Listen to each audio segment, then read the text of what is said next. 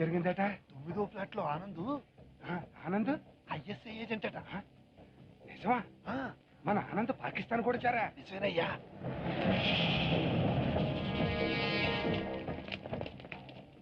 ఏమిటది?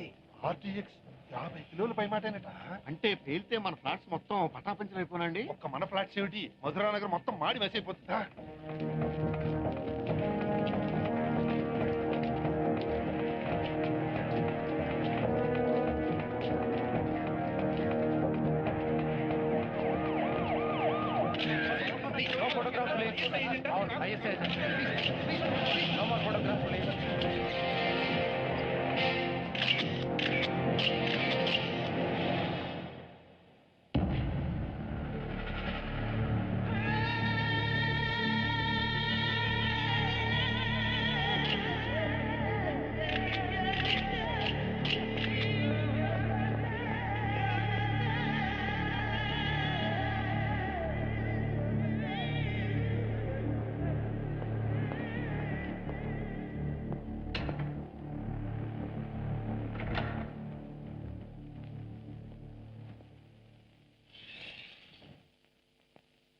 మన రాష్ట్ర పోలీస్ డిపార్ట్మెంట్కి కేతినేని ఆనందబాబు అనబడే ఐఎస్ఐ ఏజెంట్ సాక్ష్యాధారాలతో సహా పట్టుబడ్డాడు.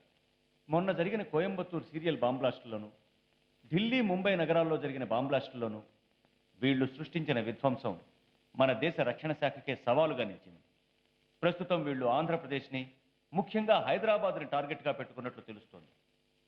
ఇటువంటి పరిస్థితుల్లో ఇప్పుడు మనకు పట్టుబడ్డ నేరస్తుడి ద్వారా వాళ్ల పూర్తి కార్యకలాపాలు తెలుసుకుంటే జరగబోయే ఉపద్రవాలను అరికట్టచ్చు. ఈ నేపథ్యంలో ఎంతో ప్రాధాన్యత సంతరించుకున్న ఈ కేసు దర్యాప్తుకు కేంద్ర హోంశాఖ మంత్రి సిబిఐ నుండి ఒక స్పెషల్ ఆఫీసర్ని మన రాష్ట్రానికి నియమించనున్నారు. I request the union home minister to take over. अंदर की नमस्कार. इस केस के इंपॉर्टेंस के बारे में शिवशंकर जी ने अभी आपको बताया. इस तरह के केसेस को सफलता का अंजाम देने वाले अपने श्रीनिवास मूर्ति को मैं सीबीआई के स्पेशल ऑफिसर के रूप में अपॉइंट करता हूं.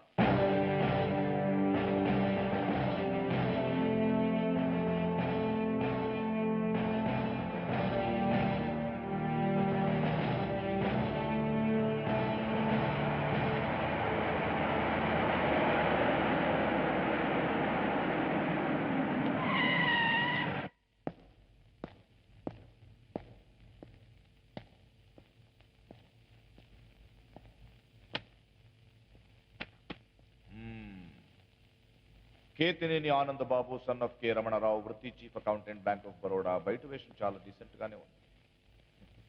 ఇది చాలు ఎవరికి అనుమానం రాకుండా నీ యాక్టివిటీస్ నువ్వు చేయడానికి. ఇంతకీ ఏ గ్రూప్ రా నువ్వు? అల్లూమానా, ముజాహుద్దీనా, కశ్మీర్ టైగర్స్? చెప్పు. ఓ, పెదవి ఇప్పకుండా ఎలా ఉండాలో బాగా ట్రైనింగ్ తీసుకుని ఉంటావు కదూ. మరి రాళ్లతో కూడా ఎలా మాట్లాడించాలో స్పెషల్ ట్రైనింగ్ పొందిన వాడిని సరదా పడితే చూపిస్తాను.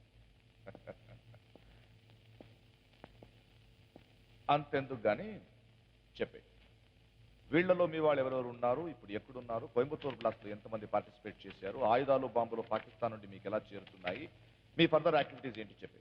చెప్పు చెప్పు. నీకు ఇప్పుడు రెండు దారులు ఉన్నాయి.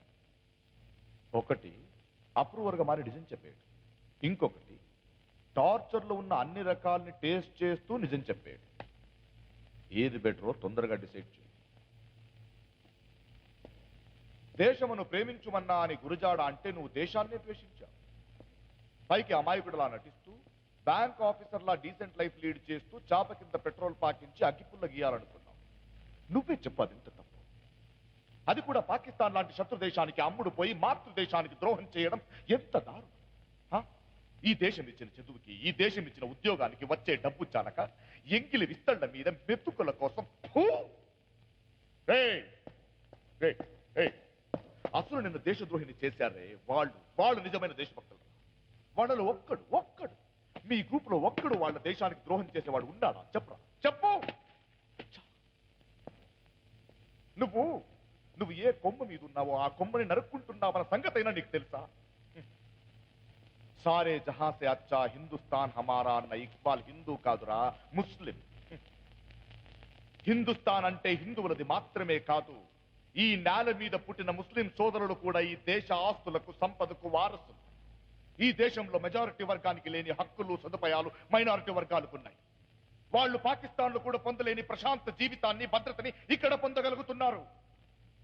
అయినా మన దేశం మీద వాళ్ళకి ఎందుకురా అంత పగ? మన వాళ్ళు రోడ్డు వైడ్నింగ్ లో కూడా గుడి జోలికైనా వెళ్తారు కానీ మసీదు జోలికి వెళ్ళరు. ఎందుకంటే ఇతర మతాలను వారి విశ్వాసాలను గౌరవించే సంస్కృతి హిందూ రక్తంలోనే ఉంది.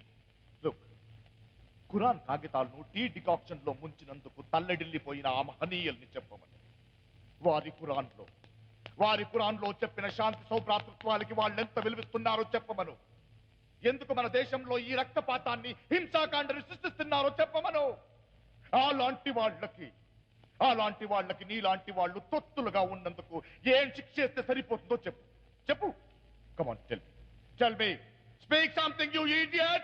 Speak. Say something. Say. Huh?